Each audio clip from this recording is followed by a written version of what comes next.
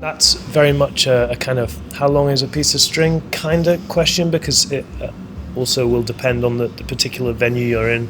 You know, we have venues that essentially are free for the performers that put on shows within them, and we also have venues that cost a great deal more depending on the infrastructure they're providing. Your budget more generally will obviously have other things within it. For example, some will include a marketing budget within that, and again, you can spend as little or as much as you want on your marketing. One of the primary things when you're thinking about budgeting is accommodation, and accommodation is a really kind of hot topic for us at the moment because it's a very, very expensive aspect of bringing a show to the festival.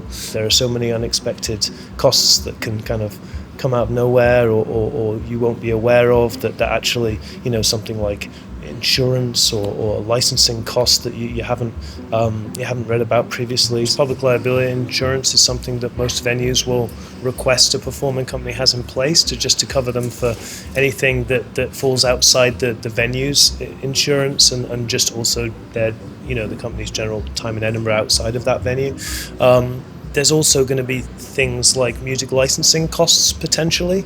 And then again, I guess, you know, hidden costs beyond that, it will just depend on the show. You know, people coming from overseas are going to have costs relating to, you know, either transporting their props or also transporting themselves. Again, it really comes down to the kind of work you're putting on and yeah, what infrastructure is there at the venue to support you with that. There might be some things that some venues provide that other venues don't. So if your venue doesn't provide a certain service and you thought they did, for example, you know, is there a box office at the venue? If there's not and you're expected to do it, you're going to have to hire someone to do that for you. If you're, you know, flyering, have you thought about how many hours a day you're going to be doing that? With everything else you're juggling, you know, you might end up having to hire a flyer. So there are little things like that will maybe come up in August once you get started that you hadn't kind of thought about preemptively. One that sometimes people forget about is living costs while you're here. So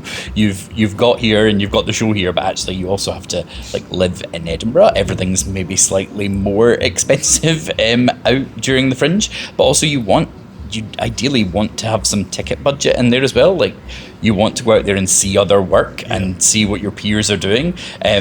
So being able to, and that doesn't feel like super necessary when you're creating a tight budget, but actually it's a really important stage of being able to sort of network and see what else is out there and kind of be inspired by the rest of the Fringe landscape. You don't want to get too caught up in the bubble of your own show that you don't sort of experience the magic out there. I would just encourage anyone who's interested in bringing a show and worried about the financial side to speak to us so we can help guide them through that. We have resources on the website as well, like a budget calculator that can help kind of put some of this together. We have template budgets, sort of example ones on the website, and they're at different scales. So because a budget of like a full run in like one of the big venues on a box office split will be very different from if you're doing a free Fringe. So being able to properly budget and use that as a template if you've never done it before, because a lot of people doing the Fringe for the first time are artists who've really focused on the work and making that, because it's such a huge part of it,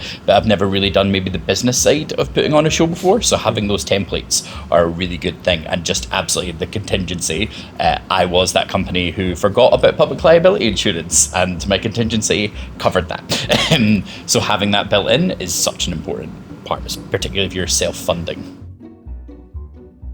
Every individual venue has their own model and their own approach, and the free model is one kind of approach, and there's different organizations that take that approach. There's also venues that rent out, you know, spaces and just, you know, offer a straight fee for the company to pay, or there's venues that do box office splits, there's venues that do box office splits with the guaranteed amount attached to that. So there's lots of different models rather than just free and not free. The free Fringe is a really kind of visible part of the festival and has grown and grown over the last few years, and it's a really it's a really nice model for a certain kind of company that model appeals to. And the way it generally works is that the free organizations will have basically collaborate with the pubs and bars and clubs and cafes and various businesses around the city. And the way it works is they will program performances into the spaces within those businesses, and they will get the use of those spaces for free. The business themselves obviously gets a bit more footfall, so if you're a bar, you've got fringe audiences going in to see a show who are going to pick up a drink, and then that enables the free fringe organisations to program artists without charging them, or without charging them a huge amount to put on a show. So that's been a really popular model, and it's really popular with audiences as well. There's a real kind of inbuilt audience there that's looking for free work, and at the end of the show often the companies will pass a hat. Some of them now have like QR codes as well, so they can take donations wirelessly, and it's definitely a mold that's really popular and really works for a lot of people. So the basis of our model is a box office split. We find that that's the most we find that that's the fairest system, and there's a kind of shared risk in the venture of bringing a show to the Fringe. We do have 2 deals, so that's a 55-45 split in your favour if you are non-VAT registered, and then a 60-40 split if you are VAT registered.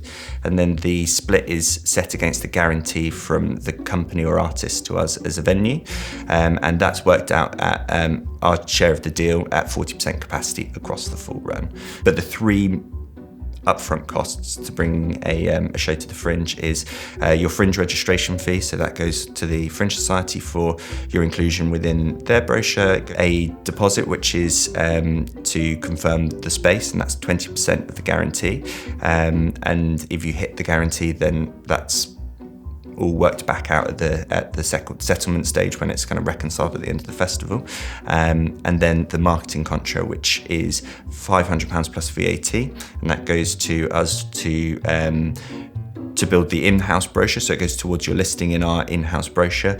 It then covers general venue marketing that we do. We engage PR to do press releases around every kind of on-sale date that we do, that you'll be included in, and then it also has a little bit of a contribution to the press office services and the arts industry reception, which kind of look after all of your journalist and industry tickets that are booked in throughout the Fringe.